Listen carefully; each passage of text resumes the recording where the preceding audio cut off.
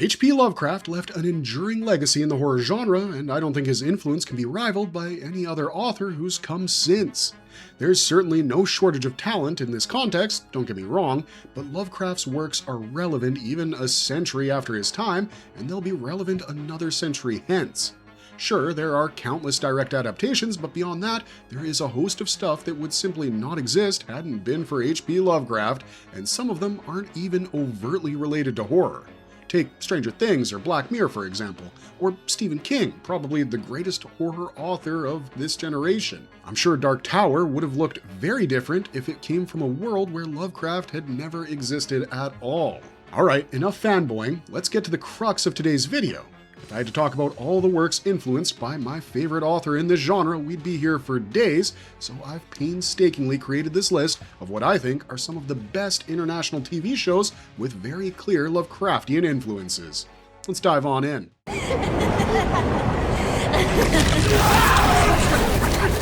Uzumaki, 2024.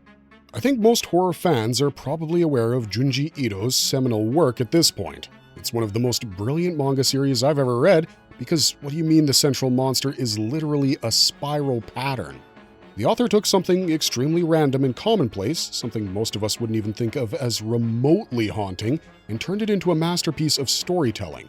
In fact, Ito himself stated that spirals usually have a positive association in most media, particularly in Japan. He said, usually, spiral patterns mark characters' cheeks in Japanese comedy cartoons, representing an effect of warmth. However, I thought it could be used in horror if I drew it a different way. When a TV series mini adaptation was announced in 2019 at Crunchyroll Expo, I was equally stoked and anxious. The show was released in 2024, and I'm not going to say it was bad, just that it could have been much better. Generally, I'm extra critical when it comes to book adaptations, but I do understand it's not possible to translate all the elements in video format. Just in case you're unfamiliar with Uzumaki, here's a summary. It follows the lives of the residents of a small town in Japan and how they got involved in supernatural events that involve spirals.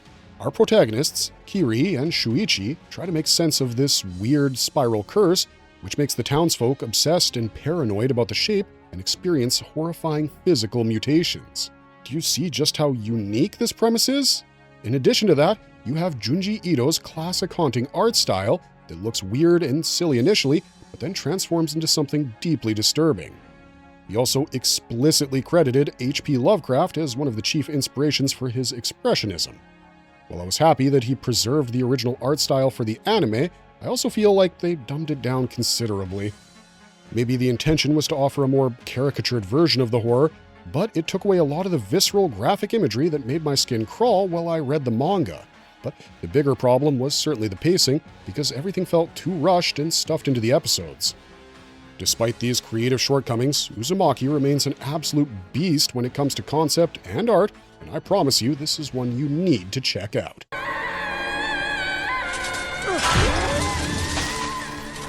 Housing Complex C, 2022. This is another show that's got a lot of bad reviews floating about, but if you want my honest opinion, I've seen much worse.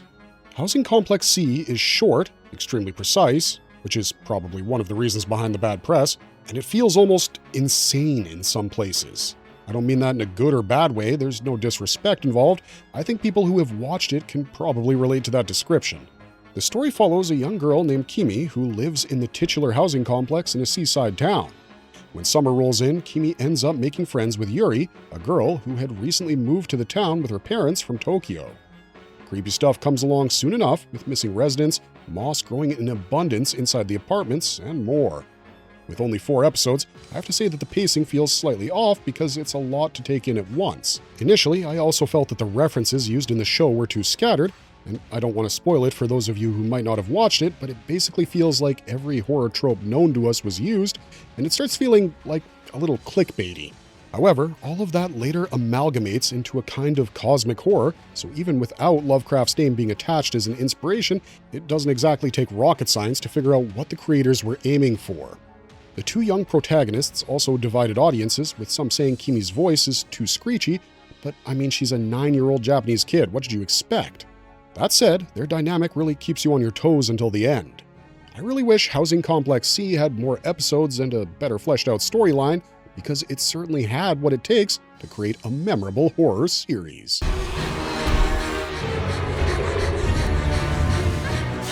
"30 Coins", 2020. This one's a near-perfect mix of an Indiana Jones-style quest, a Catholic retelling of Lovecraftian cosmic horror, and demonology, along with a whole bunch of blood. I'm frankly a little mad that this show doesn't have the cult following it genuinely deserves. The central character is Father Vergara, who gets exiled to a remote Spanish village by the church and begins to question a series of supernatural happenings. Along with Paco, the mayor, and Elena, a veterinarian, he realizes that all roads point to a certain coin in his possession. Now, this coin itself is quite the sacrilegious item because it could be one of the 30 pieces of silver Judas accepted for betraying Jesus Christ, so its existence might be causing evil to come alive. Now, I love me a good religious drama, and if it has horror elements, well, I'm sold. This genre blend is actually a pretty recurrent theme in Spanish TV, and you have very gory visuals in the form of dead children, nasty exorcisms, a cow giving birth to something from an entirely different species, and a creature very reminiscent of the ending scene of the first It adaptation. It's one of those shows that you simply cannot stop watching after the first 2 episodes. Alex de la Iglesia is no stranger to horror, and he does a fantastic job, especially with the world building. But I have to issue one warning. You gotta keep an open mind because 30 Coins slowly wanders into the territory of asking questions that could be interpreted as blasphemous. It's a work of fiction, of course, but it has an interesting way of bending mythology and canon that can make people uncomfortable. Religion is a challenging subject to work with, but often these works end up being absolute stunners, and that said, the last episode features some really outrageous CGI, with the plotline getting a bit disjointed as well, but it also has a very direct hint of Nyarlathotep, so the Lovecraftian influence cannot be ignored. Overall, this is a show you can't miss if mythological horror is your thing.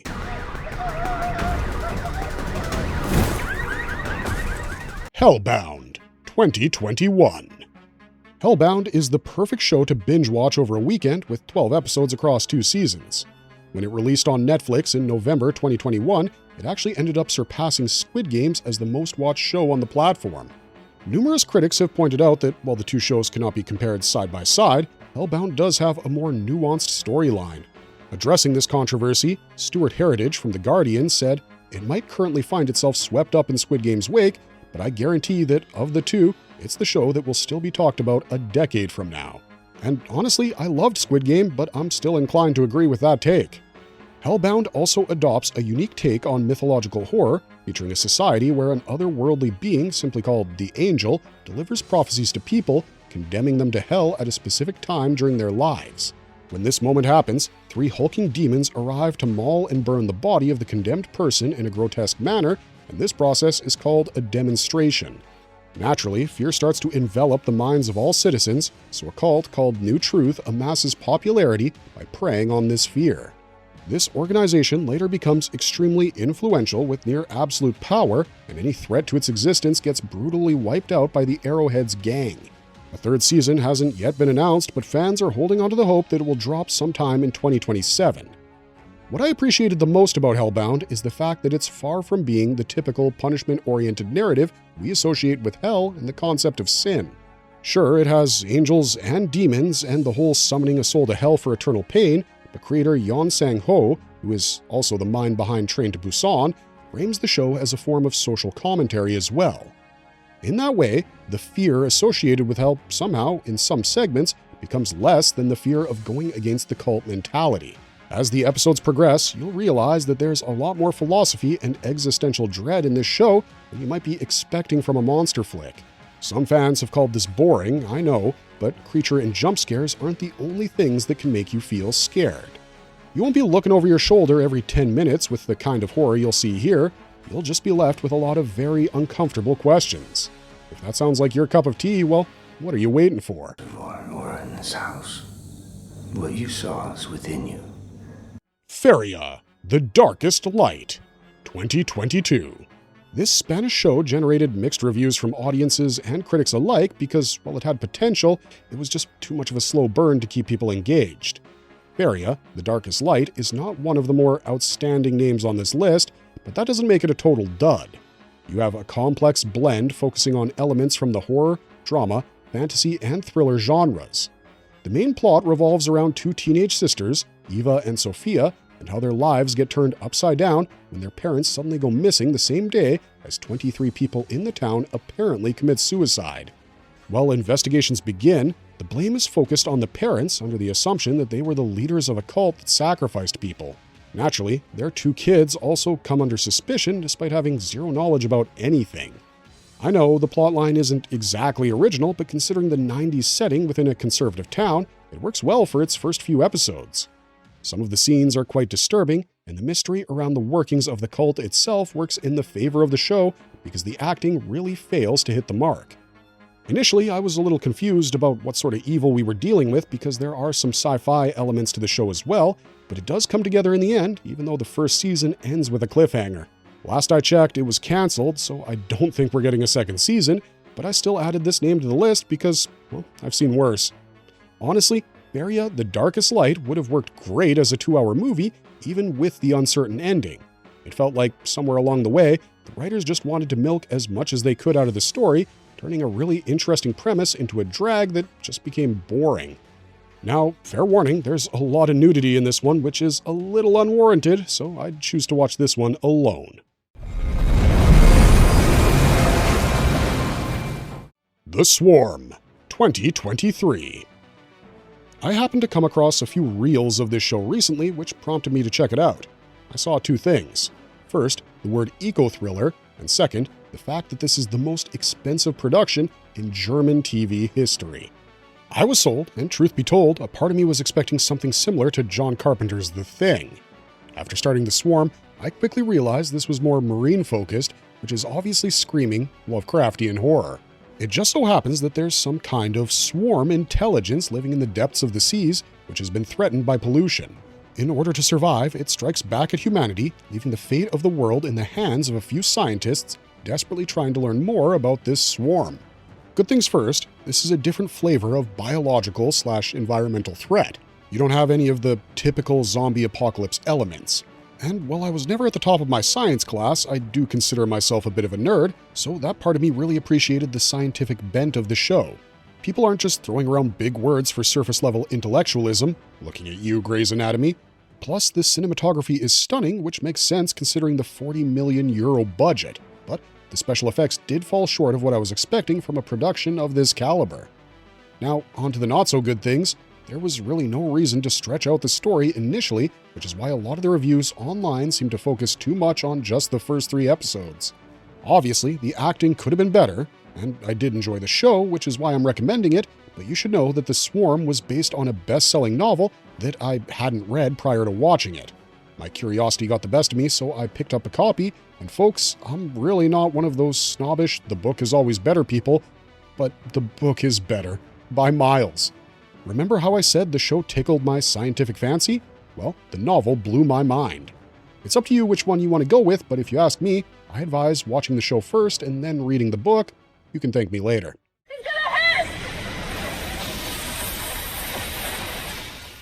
The Rig, 2023. This British show is probably not a new name for most of you, but since we're talking about ecological horror, I had to mention it. There are very obvious elements inspired by The Mist and Alien, but comparing The Rig to either of those behemoths I just mentioned would be quite unfair. At its core, this is a Lovecraftian story where mankind drills too deep into the ocean floor and unleashes something ancient and terrible.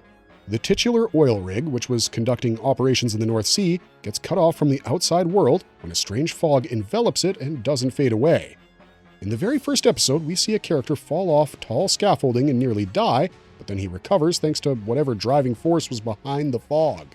He becomes a completely different person who just keeps saying, "Something is coming." This ominous sentence is also a little reminiscent of Event Horizon, and soon enough, you have some pretty gruesome body horror sequences. One of the more humorous lines in the show goes something like, "We fuck the planet, and then we're surprised when it fucks us back." Once again, this isn't groundbreaking work. It suffers from pacing issues and oddly one-dimensional characters, and I also felt that the exact nature of the fog and whatever parasitic spores were released because of it was explained in a more scientific manner than just chalking everything up to the fact that human actions have gone beyond the point of reckoning. The acting, however, is fantastic, which is very commendable considering that the characters are not exactly written with a lot of depth. You can feel that crippling sense of isolation and paranoia, the dread of the unknown through the performances of the cast. It also has a very British feel to it, and I don't know how to properly describe what I mean by that. I guess it just doesn't feel too Hollywoody? The finale delivers a scathing warning to the audience about the dangers of unchecked environmental degradation. The script gets a lot of stuff messed up, but I feel this should definitely be on your watch list if you appreciate good acting.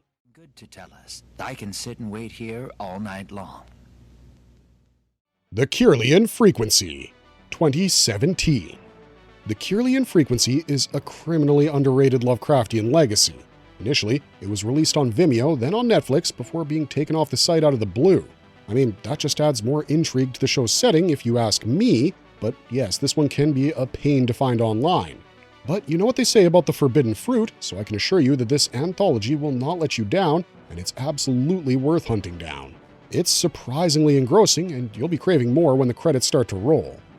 The stories, narrated by a mysterious DJ, are all centered around a town called Kirlian in Argentina, where residents encounter eldritch entities nearly every night.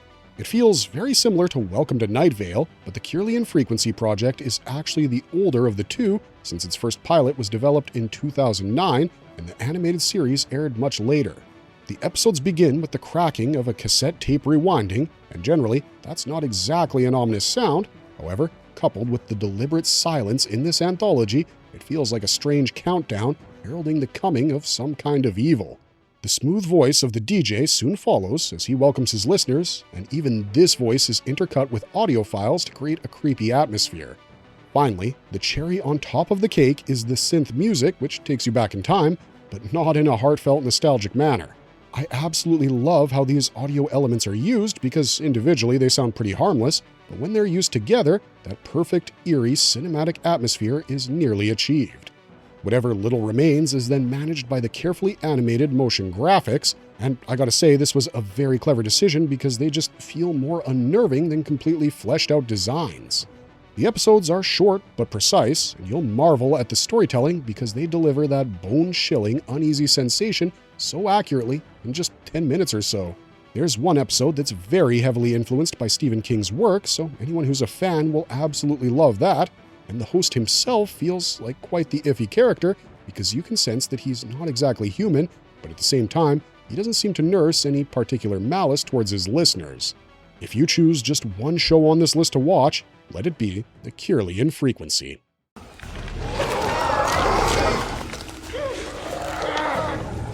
Guillermo del Toro's Cabinet of Curiosities, 2022.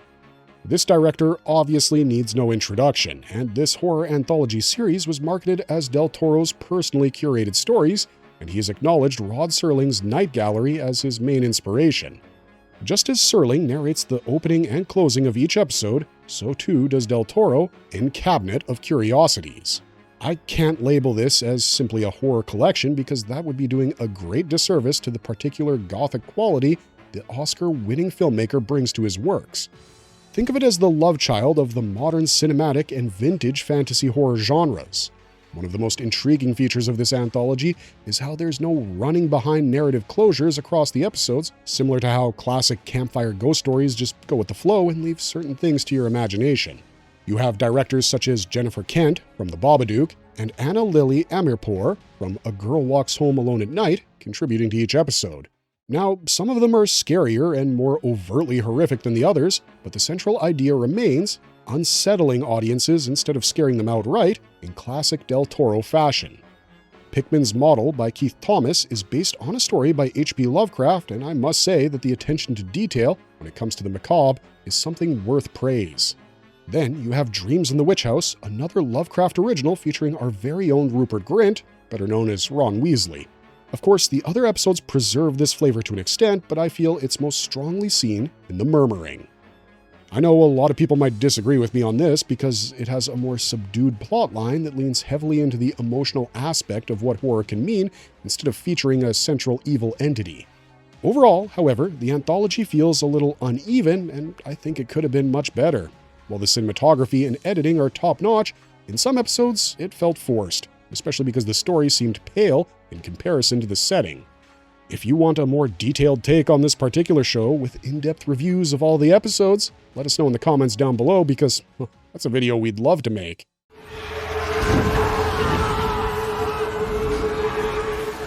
Lovecraft Country, 2020. I'm just going to say it, Lovecraft Country walked so sinners could run. An old town that supposedly inspired some of Lovecraft's fictional settings in Jim Crow America, where a young black man travels with his friend Letitia and his uncle George to find his missing father while juggling two different kinds of demons, racism and monsters. That's the premise of this show. There are constant nods to Lovecraft and his mythos, but the show firmly establishes racism as the more perverse form of evil. It's certainly not for everyone, especially those who just want their horror elements handed to them on a silver platter with a generous serving of jump scares and gory visuals, but if you're familiar with Lovecraft, and you don't like turning your brain off while consuming your entertainment, this is a superb series. You'll get a very real glimpse of the more suppressed portions of Black history, and it's done tastefully, adding something to the story instead of just reheating some very traumatic nachos. I know the storytelling isn't the most consistent, and in some places there's an overemphasis on race, but that is the central message here. It's meant to be a horror story for those who have certain shared experiences, even if it doesn't feature monsters in every episode. Similar to Hellbound, which I discussed a little while ago,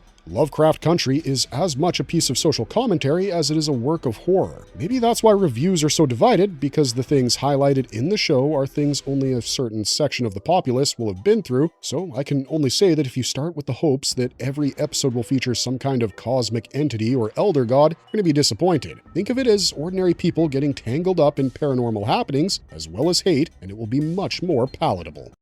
The shows covered here represent the tip of the iceberg because once you start looking, you'll find traces of Lovecraft's influence popping up in languages and countries you'd never expect them to. It's found its way into small-town mysteries, ecological thrillers, shows, and films that never once mention Cthulhu, but still leave you with that same sinking feeling in the pit of your stomach. There's always something stranger waiting to be explored. That's the whole point of cosmic horror, right? If you'd rather not go digging through the void alone, hit the subscribe button for more recommendations and deep dives just like this one.